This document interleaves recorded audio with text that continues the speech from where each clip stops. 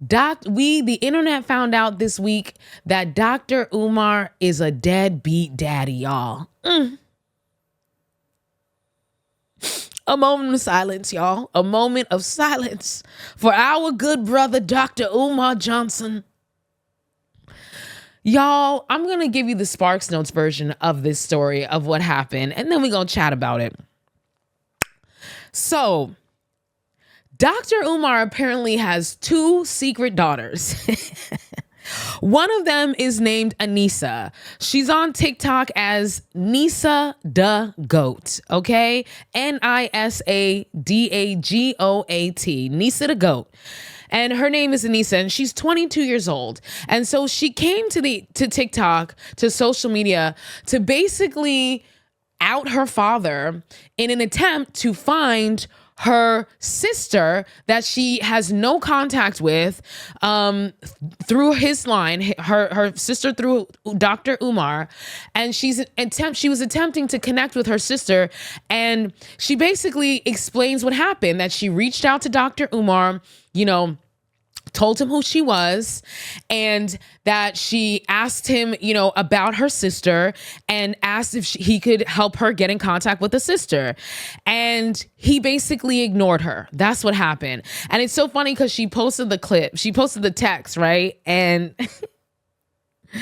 she posts the text, and the text, she reaches out to him, and his first response is, this is his greeting: peace and Pan-Africanism. Dr. Umar. So he's like this in real life. He said, that was his response. When she said, hi, so-and-so, this is so-and-so, I'm looking at, he goes, peace and Pan-Africanism. So he basically responded to her. And then when she asked about the sister, radio silence, and he never responded to her again. And so that's why she came to the internet, because she basically was trying to put him on blast so he would actually respond to her and she could get the information about her sister and connect with her sister.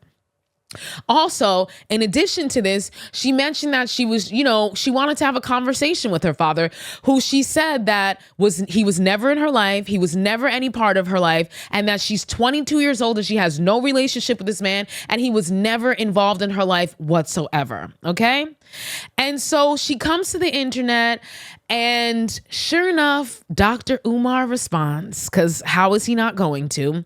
And he responds by talking shit, and I'm going to pull up exactly what he said, but also sicking his followers onto her. And of course, all the hoteps and all the hotep finas got up into her comments, accusing her of lying, saying that she wasn't really his daughter. But guess what?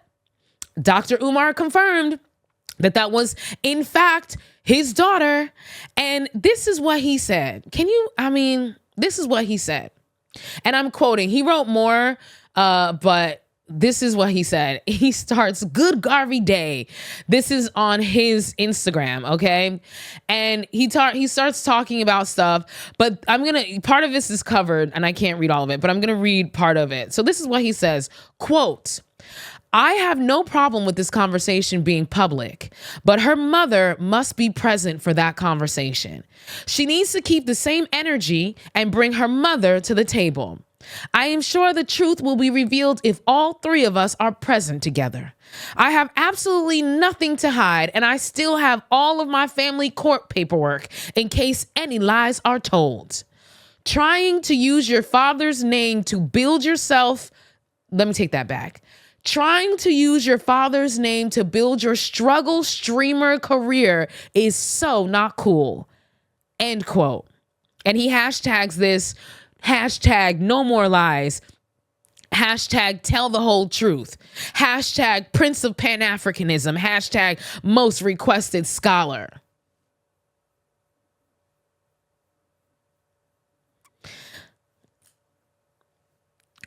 And this is what gets me about deadbeat dads and trash husbands and trash boyfriends.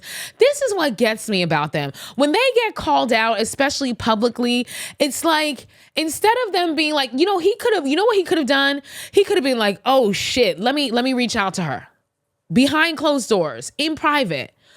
But it's like they got to run to the internet, and they always try to take the heat off of them by saying it's like they tell on themselves. They tell on themselves, because what the fuck is this response?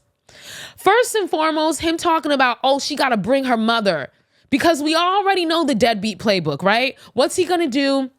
He's going to try to pin it on the mother and say that, oh, well, she didn't let me see you. I got my court paperwork to say that I tried to get custody. I tried to get visitation, and then she didn't want to let me see you. Of course, as every typical male out there will always find a way to blame the women in his life for his trash, swamp-like creature, okay, personality. It's always going to be somebody's fault. Baby mama's fault, the wife's fault, the daughter's fault, her and the daughter. And then he has the nerve to insult his own fucking child.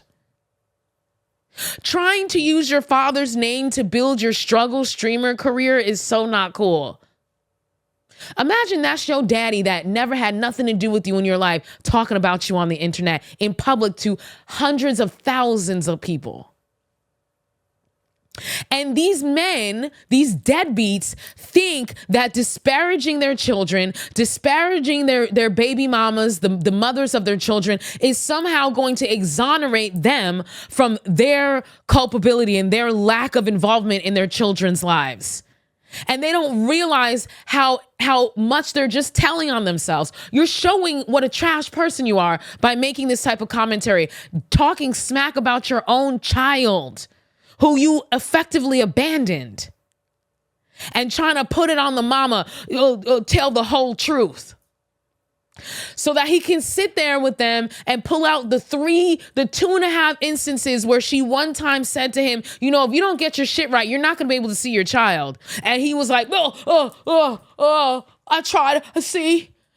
I got the court papers from, this girl is 22. What's that? She was born in 2003. I got the court papers from 2004 and 2005. Never tried again, though.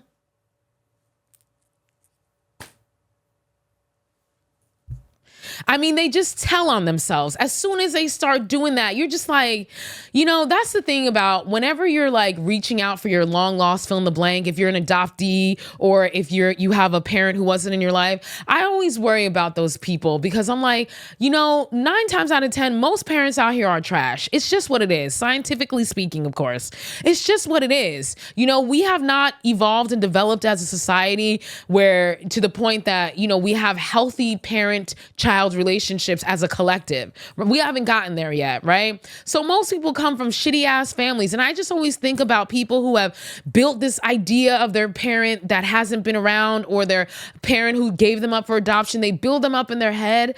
And then I always just think about the moment that you meet them and you find out that this motherfucker's a loser. This motherfucker's trash.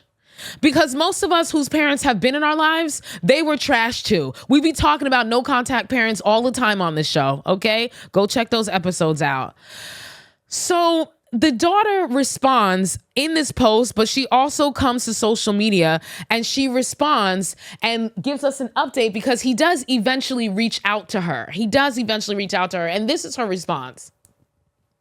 Y'all, this is what my dad responded to me. Good evening, Princess. Although I am very disappointed in your online behavior, I want to have lunch with you and your mother next Thursday or Friday. Please have her text me the day, time, and location for our meeting. You deserve to hear all of the truth from us together. We have much to discuss. I look forward to building the relationship with you that she never allowed us to have. With love, your father.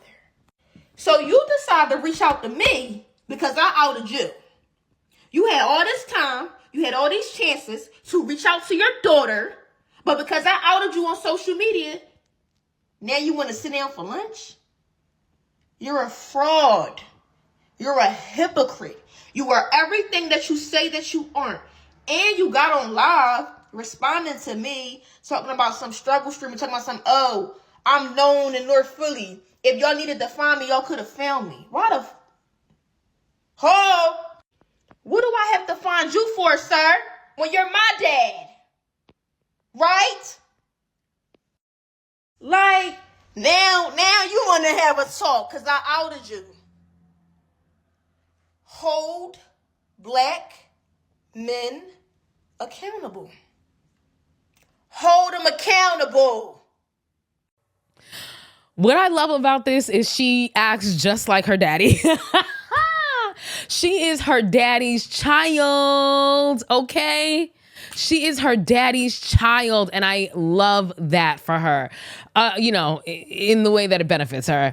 But I love that she didn't let him off the hook. And there were some people in the comments being like, "Didn't you say you wanted to have a conversation?" No, she wanted to have a conversation without having to out her father on the freaking internet. Okay, that's what she wanted. She didn't want to have a conversation after having to out him on the internet and for him only to be willing calling her, "Hello, princess." Now she's your princess, but before she was a struggle streamer. Like she said, hold Black men accountable.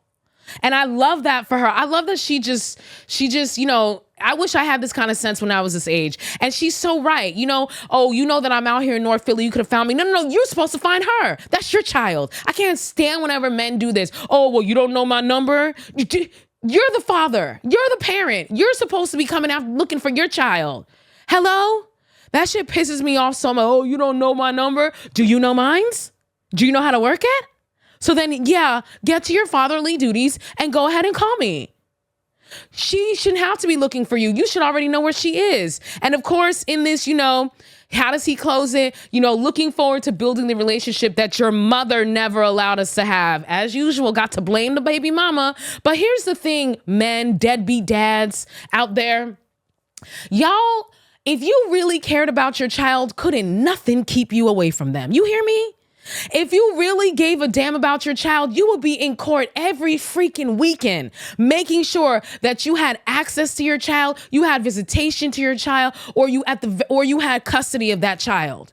Y'all motherfuckers will come around here talking about their mother was crazy, she was mean, she was abusive, violent, so that's why I couldn't deal with her. Oh, but you let your children live with a crazy, abusive, mean, violent person, though. That was okay for your children, though. You didn't do your utmost damnedest to ensure that your child wasn't living there and get custody of them so they were in your safe home. You didn't do your damnedest to do that, but it was the mother's fault. It was the mother's fault why you couldn't have access to your child. Any man, any real father out there who really gives a damn about their children, who is separated from the mother, will do everything in their freaking power to make sure that they have access to their children. Everything in their power. They will not rest until they get a court to agree with them, to make sure that they can have access to their children. Any real father, I see them every time in my comments. I would never, ever not do everything I could to have access to my children. Those are the real fathers out there, the ones who really care about their kids. These fools out here, these deadbeat dads, Dr. Umar, out here talking about your mother never let us have a relationship. That's not how it works. That's not how it works. And that's an excuse and a justification for your abandonment of your child and your poor character.